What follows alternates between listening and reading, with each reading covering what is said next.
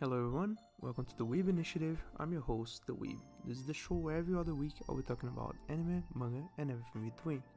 This week I'll be talking about one of the, I think, missing classics of anime, 0091 or 0091.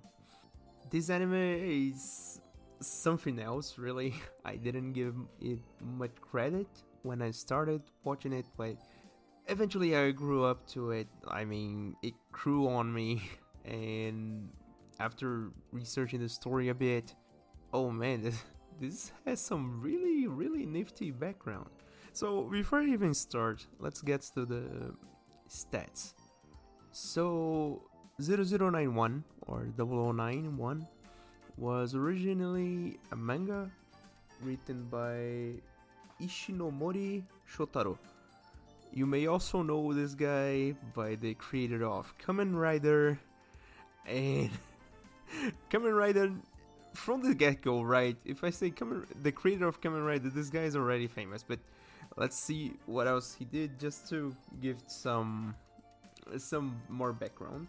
So Kamen Rider, Super Sentai that eventually in the West was more or less adapted into the Power Rangers, and also the original 0091 that was Cyborg 0091, and later sequel, I think the sequel spin-off that was 0091 Super Soldiers, Robot Soldiers, something of the kind.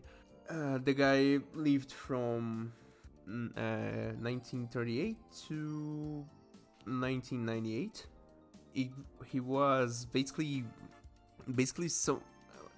one of the most awarded manga artists in history. I think I can say that more or less. The guy has even a memorial in his hometown, and from all his career, he just dropped banger after banger of work and manga in itself. But back to the thing, right? So I'm talking about 0091 that came after hefty time, actually. The Shotaro Sensei worked in a whole lot of stuff before it, and this is one of his later works, middle of the road really, but anyways, after Kamen Rider. So let's get to the stats of the manga. So it was written by Ishinomori Shotaro. The manga was published in Weekly Manga Action back in August 1967 through November 1974. It has 6 volumes, and from then on it was adapted to hell and back. So it had a television drama in 69, nice. And then we had the anime, and after that a live action. I have to say the anime had 12 episodes spanning from October 2006 to December 2006, and also the DVD specials, which for sake of this review I did not watch. I focused mainly on the main anime because I thought the ending was kind of a bummer, kinda. And before I tell you about the story, just another disclaimer: I don't actually know if I will spoil anything. This review, for the sake of the way the anime presents itself and the way that it mostly runs most of the time, the ending doesn't actually matter really. This is one of the cases that the story, the journey is greater than the end or the objective, and also because the way that it is presented to us in the anime, it doesn't really matter where the story ends. So mostly I want this one to be maybe a bit shorter of a review, because I think the anime itself speaks too much to me to actually give so much things away. Because, and this is the first thing, right? The story of the anime does not connect itself in a linear fashion. Let's say it is mostly episodic. The episodes are really cut and dry, far apart, so they don't actually harbor any connection between themselves. And for the most part, that's it. This is a quick review from an anime, actually old, but not really old, but the source material is pretty old, and maybe one day I will try to find the manga, read it, and hopefully do a review. Maybe I don't think it would need, with 6 volumes. I don't think it has enough material to demand another review, but that's a thing for another day. Anyways, I'm already burning up time, so let's get to it. So what's the story about? Why did I watch 0091? So the premise is somewhat simple, let's say. The anime shows let's say different future from the Earth. So in this future, the Cold War didn't end yet, and they never this is the first distinction, they never mention any real country except the ones that are not the main figures of the Cold War. So and never anything about politics, really. So you won't see any mention about capitalism, communism, or whatever. But except for some parts where they clearly say the name of some places that 0091 visits, there are no mentions of localization or anything. They just mention Eastern Bloc and Western Bloc. For the most part, that's the basic distinction about, let's say, the international part of the conflict. So the Cold War never ended, and now we are in the future somewhat. And then we get to meet our main protagonist, the spy 0091. So 0091 is I would not say stereotyped, but she's the prime of the early 2000s female anime protagonist, I would say. So she is beautiful, she's intelligent, she's a strong character. Overall, you get what I'm saying, right? So she's a spy for the Western Bloc, so you can already guess which side the author is on. But anyways, oh boy, how can I not get political in this scenario right now? Anyway, so back to the story. So basically, the whole anime is watch her struggle and her missions in this weird environment that is the Cold War in the future. And the first distinction that we can see about being in the future, in air quotes, is the fact that she's actually a cyborg. We don't get to see her story really for the most part of the anime. Most of her story is told in one episode towards the later half of the anime. So for 9 episodes more or less, she's just this main character that infiltrates parts of the world to kill some guys, to steal intelligence, to counter double agents, and so on and so forth. And from that point on, from the first episode, right, we can already see some parts of the anime that more or less predicate the running of the show. So the first part that I wanted to talk about is that the anime most of the time no, right, it's the whole anime actually, it wears its references on its sleeve. So I mean, the original manga was written in 1967, but I don't know if they added something to the anime itself, but we can see a whole lot of, I would say, references from films and literature itself. So the name itself is already a reference to the 007. Some of the parts of the anime really reminded me of maybe Charlie's Angels, more or less. And at some point, before we actually meet her boss, that is called Number Zero, this bald mustache guy in a really, really deep part of the whatever place, deep secret base, right? I saw a reference to Charlie's Angels in my humble opinion, but anyways, the anime also presents a lot of elements from the genre of noir, mysteries, and action movies in general. I can't really pinpoint all the references they do. I have the distinct feeling that each episode is a reference to a specific movie or story, but I cannot confirm that. So, for one, any of the what do I mean, right? All episodes feel like I have already seen them elsewhere, but I cannot pinpoint where or what. I mean, there is the episode of the Count of Monte Cristo.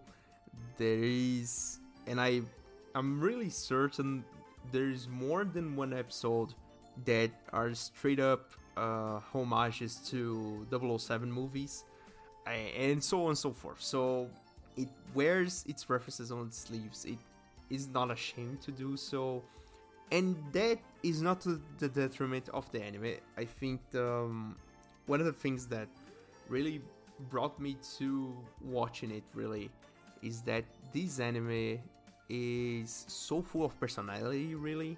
Not only the music, the music, and I didn't really give much credit yet, but Iwasaki Tako, really nice soundtrack. Goddamn, really nice soundtrack. So, just a side note about the music, right? The main theme, the opening, is purpose made to this anime, so and boy oh boy, it's awesome. The ending is a city pop, kind of city funk kind of deal. Really nice, really nice. As the kid says, the music slaps in this anime, and everything really. The environmental music when we have the action scenes, the more contemplative scenes and all, really nice. So back to the story. So we get to meet 0091. Her name is Milene Hoffman, although she uses a lot of alter names between missions and all, and we mostly see this really, I would say, really worked on world building from episode 1 to whenever. They have a really big focus on the fact that although 0091 is a Western spy, she's not really allied with the West. It's more of I'm living here and I'm working here, more or less. So no real compromise towards any side, because also we see progressively as her growth in as a character, really her development leads towards from the start we see she's apathetic, really. She does not show emotions towards the beginning, right? So she was really just go there, get the job done, and go home. And towards the end, we see that she gets way more soft towards people. So she starts to be, let's say, a bit more merciful towards some people in some cases. Towards the end, she actually defies her boss, let's say, to do a thing on her own. Basic trope about spy movies, really, but anyways, I have to say that. And that's basically 0091. So from the get-go, we also meet her compatriots, her teammates, let's say, more or less. They mostly work alone, but from time to time you see they tagging together to do something. So 0093, 0094, and 0097. They are not really developed in any way, really, but I think maybe just 0094, but not really. Anyways, so That being said, what's the anime about, right? So a whole lot of missions happen, but let's give some examples, right? So first time they have to rescue kidnapped researcher because he actually found something, some form of energy greater than nuclear energy, and then all the usual thing like, oh my god, if the bad guys get it. Then we have some more, let's say, esoteric kind of deals. So one episode she has to basically face off against this one sniper that is blind, that is contract to kill her, but then they have this whole, let's say, face off. Really, the whole episode is just a face off, because, and I swear to god, this is a movie I already saw someday, but I can't pinpoint what is it. But basically they waste a week facing off until they finally close it out with her winning, obviously. But anyways, we have one of the episodes, she has to recover some kind of information from an old spy that defected, and there's a lot of things really that the anime spans into a lot of areas, a lot of, not only areas really.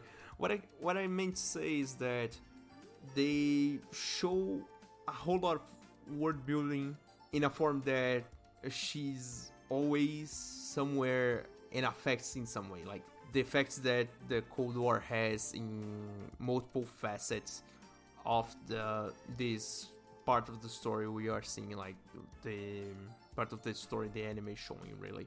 And that's basically the anime really. So just I have to give some remarks, I guess, how the anime actually works in structure level, right? Every episode presents, let's say, starts with the main mission. So we see Millennium Hoffman 0091 receiving some kind of message or something like that presents the main mission of the episode. Then we follow it up to her meeting someone that is not necessarily important to the mission, but in some way end up involved in it. And this person or group of people, at this point they tell a whole lot of stories, they present themselves as characters. So there's this whole construction that they do to more or less emotionally charge the episodes. And when the resolution actually comes, the anime is not preoccupied with closure for this, let's say, these side characters, these mission specific characters. For the most part, the mission's over when the mission's over, and again, the closure is not necessarily presented. So it may be annoying, maybe jarring to some people, but some of the people she meets as a means to close out her mission or to contact someone involved in the mission, some people get really screwed up, really. There's one mission that basically she destroys a whole family. I would say this is towards the end, right? So she actually cries at the end when she actually does it, because the guy wanted revenge and so on and so forth. But some other times she just leaves anyone to their own devices. So at some point she basically wrecks up the relationship between the grandfather and the grandson, and that's it. Like, she just leaves the scene and the episode ends. So it's really jarring in some points. I think it's maybe it sets a tone really to the anime, to me at the very least, in my humble opinion. It sets a tone. It shows that she's actually a spy. She does not have this, let's say, deeper connection to the people she meets, because she's a spy. She cannot, that old trope, right? So spies cannot have relations with people because they will end up having weaknesses and all. And also, right, some episodes have, I would say, I noted here morals, right? So some episodes have maybe messages. They do some kind of some spew about. One of the episodes is questioning really the what was it? I think the efficacy of killing with a certain method other than killing itself. So is killing with a certain method more humane than killing itself? No. So there's this kind of involvement. They try to bring it up sometimes, and every episode is really different. So, and they don't actually have connections. It is fun to watch as more of referential piece. I mean, the anime is pretty good, I would say. The animation itself, when they end up in close quarters combat, hand to hand, it is really well done. I think they did really well. Oh boy, I can't speak. They did a really good job in animating the fights and altercations between the various characters. And the thing is, right, so I already said about the personality, I already said about the music, and now the animation. The one thing that really stands out when you first watch this anime, it is the art style. The art style is not even close to the normal style. So you see the most difference is in the eyes, and from that it is in the facial features, let's say, of the multiple characters. So the what can I even say, right? The style is really reminiscent to me of Astro Boy, although there are no tangible connections that I can see towards Shotaro Sensei and the guy who wrote Astro Boy. I can't remember his name right now, but the thing is, right, so the anime itself is really good. The music is spot on. The animation is pretty good. The stories may vary from episode to episode. That some episodes are really more concise, I would say, and some episodes they reach the climax too fast because of the 24-minute window they have to animate, really.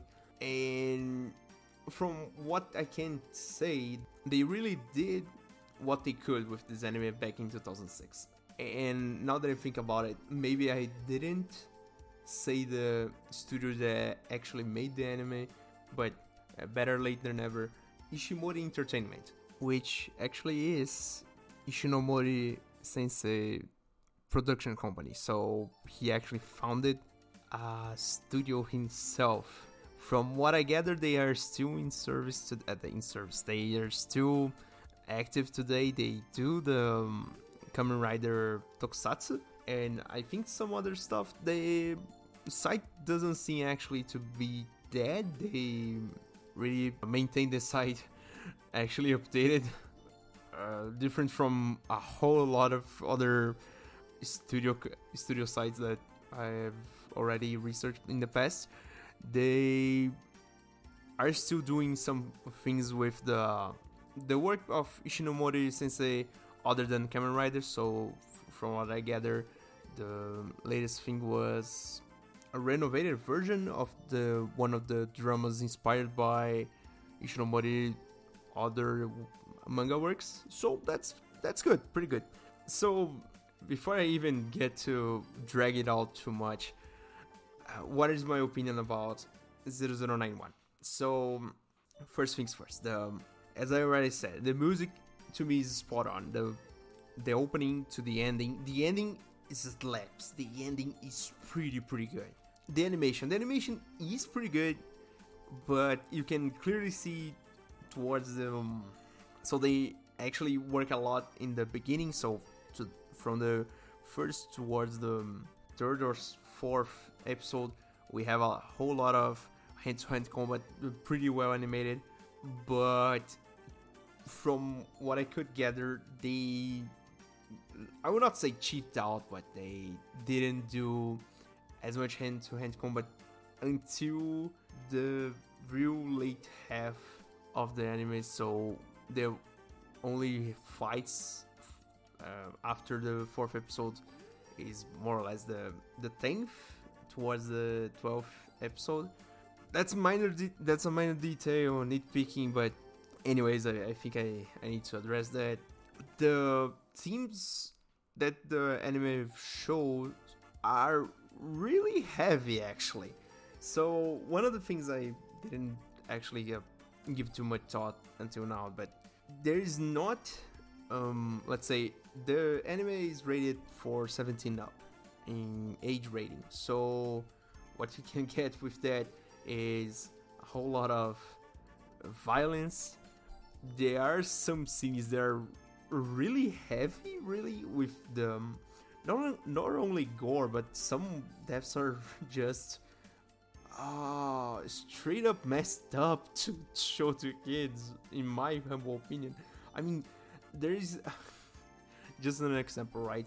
There's this one part where this girl is she's thrown out. It's not really shown how it gets to that, but the effect is shown.